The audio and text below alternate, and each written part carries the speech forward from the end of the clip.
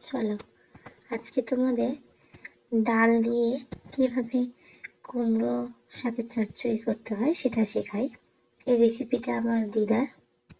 আমি এখানে কুমড়ো শাক নিয়েছি, ভালো করে ধুয়ে আমি কুমড়ো শাকটা নিয়েছি ভালো করে কেটে ধুয়ে। মোটামুটি 100 গ্রামের কাছাকাছি হবে, ঠিক আন্দাজ বলতে পারবো না অতটা। এবং আলু নিয়েছি একটা, যেহেতু দুজনের মতো তাই অল্পই রান্না করব। আর আমি এখানে বেগুন নিয়েছি এবং কাঁঠালের দানা নিয়েছি। কাঁঠালের ভেতরে যে দানা থাকে সেই দানাটা আমি কেটে নিয়েছি। ভালো করে এই সমস্ত সবজিগুলোকে আমি ধুয়ে নিয়েছি। এবং এর আসল উপকরণ হচ্ছে ডাল সিদ্ধ। এই ডাল সিদ্ধটা অনেকে কাঁচা অবস্থাতেও দেয়, মানে কাঁচা ডালটা দিয়েই রান্নাটা করে, কিন্তু আমি এটাকে ভেজে সুন্দর করে দেবো এবং তাতে টেস্টটা খুব ভালো হয়। এবং 5 ফোড়ন নিয়েছি। 5 ফোড়নটা আমি আলাদা আলাদাই সব কিছু রাখি, কারণ আমার অনেক সময় একটু আলাদা মৌরি প্রয়োজন হয়, তাই আলাদা আলাদা রয়েছে এখানে 5 ফোড়নটা। এবং একটি শুকনো লঙ্কা এবং ধনে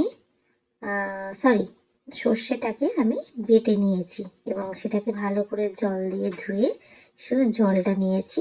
উপরে যে চিপড়াটা থাকে সেটা আমি ফেলে দিয়েছি। একটু সর্ষে একটু বাটা দিলে ভালো হয়, যারা সর্ষে খাবেন না অ্যাভয়েড করবেন। ঠিক আছে, চলো প্রথমে এবার কড়াটাকে গরম করে তাতে একটু সর্ষের তেল দিয়ে নিলাম এবং গরম হওয়ার পর এতে আমি 5 ফোড়নটা দিয়ে দেব এবং 5 ফোড়নটা দিয়ে কিছুক্ষণ নাড়াচাড়া করার পর আমি সমস্ত সবজিটাকে ভেজে নেব।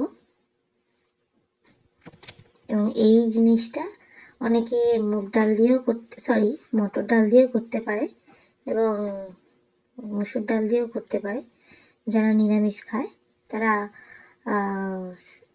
মুগ ডাল দিয়ে বা মটর ডাল দিয়ে করতে পারে, মুগ ডাল না মটর ডাল দিয়ে। তারপর আমি সমস্ত সবজিগুলো নুন দিয়ে একটু ভালো করে ভাজা ভাজা মতো করে নিলাম এবং তারপর একটু এর সাথে আমি কাঁচা লঙ্কা দিয়ে দেবো। আমরা যেহেতু কাঁচা লঙ্কা খাই, 2টো কাঁচা লঙ্কা কেটে আমি দেবো এবং একটু হলুদ গুঁড়ো দেবো। দিয়ে এটাকে ভালো করে আর একটু নাড়াচাড়া করে আমি চাপা দিয়ে দেবো।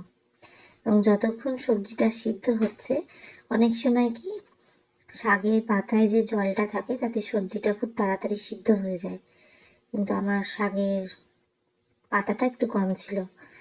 এবং এই ডাল বাটাটা আমি ডালটা আগে থেকে বেটে রেখেছিলাম এবং সেটা ভিডিওটায় দেখানো হয়নি। ডাল বাটাতে একটু নুন এবং একটু হলুদ দিয়ে মিক্স করব। এবং এই ডালটা সবার আগে যদি ভেজে নেওয়া হয় তাহলে কাজটা খুব সুবিধা হয়। আমি যেহেতু প্রথমে এটা ভুলে গেছি, সেহেতু আমার প্রথমে তরকারিটা করে নেওয়ার পর নামিয়ে আবার আমাকে ডালটা ভাজতে হবে। তো চলো, খুব তাড়াতাড়ি রান্না, কিন্তু আমার এটা ভিডিওটা স্কিপ করে করা, কিন্তু আমার 20 মিনিট লেগেছে। এবার শাকটা আমি দিয়ে দেব।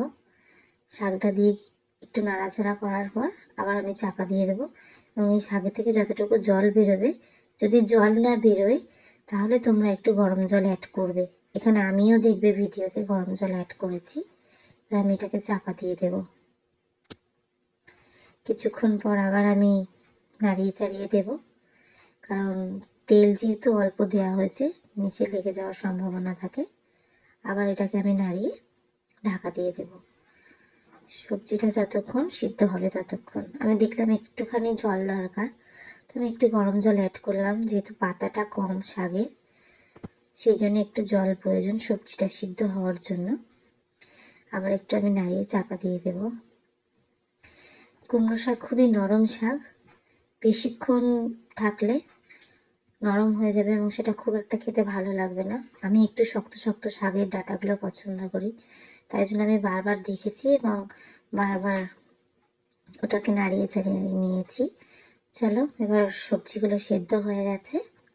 এবার এর মধ্যে আমি এই যে সর্ষে বাটার যে জলটা রেখেছিলাম সেই জলটা দেব। অল্প একটু ধনে গুঁড়ো দেব আর অল্প একটু আমি জিরে গুঁড়ো দেব, জিরে বাটা দেব অল্প একটু। এবং আমি এই জিরে বাটাটা 1 সপ্তাহের জন্য বা 2 সপ্তাহের জন্য স্টোর করে রাখি ফ্রিজে, কারণ আমার সকালে অনেক সকালে রান্না করতে হয়। সেই জন্য আমি পুরো এটাকে পেস্ট করে ডিপে রেখে দিই, এরকম খুব ভালো থাকে। চলো এবার এগুলোকে একটু নাড়িয়ে নেব। নাড়িয়ে নেওয়ার পর আমি আবার এটাকে চাপা দিয়ে দেবো যতক্ষণে সবজিটা আর একটু মশলার সাথে মিশে যাবে সেইটুকু সময় পর্যন্ত। তারপরে আবার কিছুক্ষণ পর আমি এটাকে নাড়ানোর জন্য দেখব, কারণ আমি একটু জল দিয়েছিলাম, জলটা একটু থাকবে, যেহেতু আমরা ডালটা দেব, ডালের মধ্যে একটা জল শুষে নেওয়ার ক্ষমতা থাকে, যেহেতু বড়ার মতো ওটা করে দেয়া হবে, সেজন্য একটু জল জল অবস্থায় তরকারিটা আমাকে নামাতে হবে। এবং এই ডালটাকে এবার আমি ভাজবো, যেটা আমি প্রথমে ভুলে গেছিলাম সেটা আমি শেষে করছি। তরকারিটা আমি এবার ঢেলে নেব।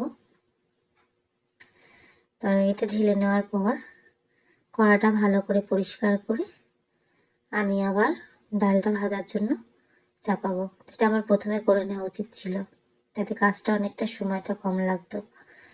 আবার একটু তেল দিলাম এবং ডালটাকে আমি, এই ডালটার মধ্যে অনেকে পেঁয়াজ অ্যাড করে, পেঁয়াজ দিলে খুব সুস্বাদু আরও বেশি ভালো লাগে, কিন্তু আমি পেঁয়াজ অ্যাড করিনি, তোমরা চাইলে পেঁয়াজ অ্যাড করতে পারো।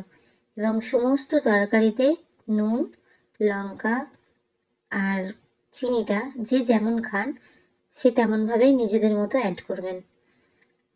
এবার আমি ডালটা দিয়ে দেব।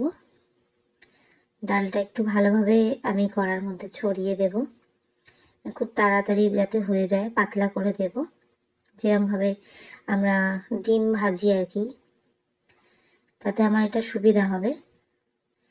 চলো এবার দেখি, নিচের দিকটা হয়ে গেছে, যেহেতু পেস্ট করা বেশিক্ষণ সময় লাগবে না।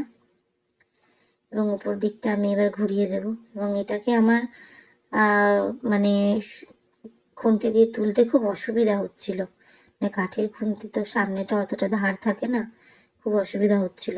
আমি অ্যাকচুয়ালি স্টিলের খুন্তিতেই রান্না করতে অভ্যস্ত এবং খুব সুবিধাও হয় আমার তাতে। আমার এই খুন্তিতে রান্না করে খুব একটা ভালো লাগে না। যাই হোক, ননস্টিকের জন্য আমাকে এই খুন্তি ইউজ করতে হয়। এবার এটাকে ভালো করে আমি ভেজে, যেভাবে আমরা ডিমের ভুজিয়া করি সেভাবে এটাকে আমি কেটে গুঁড়ো গুঁড়ো করে নেবো। আমি একটুখানি ভিডিওটা স্কিপ করেছি, যেটুকু সময় আমার এত বড় লেন্দি ভিডিওটা হয়ে যাবে, সেই জন্য আমি ভিডিওটাকে একটু স্কিপ করেছি। এটাকে ভালো করে ভেজে তারপর আমি এটাকে ছোট ছোট করে ডিমের ভুজিয়ার মতো ভেঙে নিয়েছিলাম এবং এই জিনিসটাকেই আমি তরকারিতে অ্যাড করব। এটা ভাজা দেওয়াটা টেস্টি অনেক বেশি হয় কাঁচা দেওয়ার থেকে। আমি কাঁচা দিয়েও দেখেছি, কিন্তু ভাজাটা বেশি টেস্টি হয়। তো চলো এবার এটাকে ভাজার পরে যেভাবে ডিমের ভুজিয়া হয় সেভাবে ওটাকে ভেজে আমি ছোট ছোট টুকরো করে নিচ্ছি এবং এই টুকরো করার পর আমি আবার তরকারিদের সাথে অ্যাড করব, তারপরে তরকারিটা কমপ্লিট হবে। এবং এটা খেতে ভীষণই ভালো হয়, যারা একবার করে খেয়ে দেখো, যারা না পছন্দ করো তারাও পছন্দ করবে। এটার পরে আমি এর সাথেই তরকারিটা আমি অ্যাড করে দেবো। এটা আর আমি আলাদা করে নামাবো না, এর মধ্যেই তরকারিটা আমি অ্যাড করে দেব। এবং এটা আর কিছু লাগবে না, শুধু নামানোর সময় একটুখানি অল্প মিষ্টি দেবে, যারা মিষ্টি খাও না তারা দেবে না। এবং এই ডালটা যেটুকু জল আছে সেটুকু জলটা পুরোটাই টেনে নেবে, সেই জন্য একটু আমি জল জল রেখেছিলাম। এবং শেষে তরকারিটা ভীষণই মাখা মাখা ব্যাপারটা চলে আসবে। আমার একটু নুন কম হয়েছিল, আমি একটু নুন আর একটু অ্যাড করলাম, একটু নুনটা কম হয়েছিল, তোমরা যে যেমন খাও সেরকম বুঝে দেখে দিও।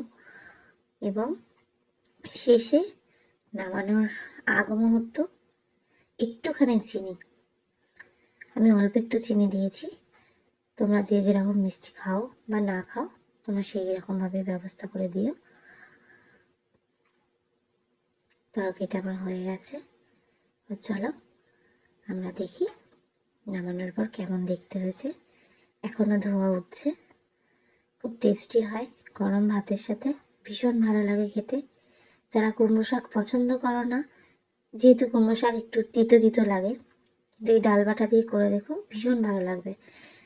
এবং যে সময় যেই সবজিটা থাকে, অনেকে বলে কুমড়োতে কুমড়ো চলে না,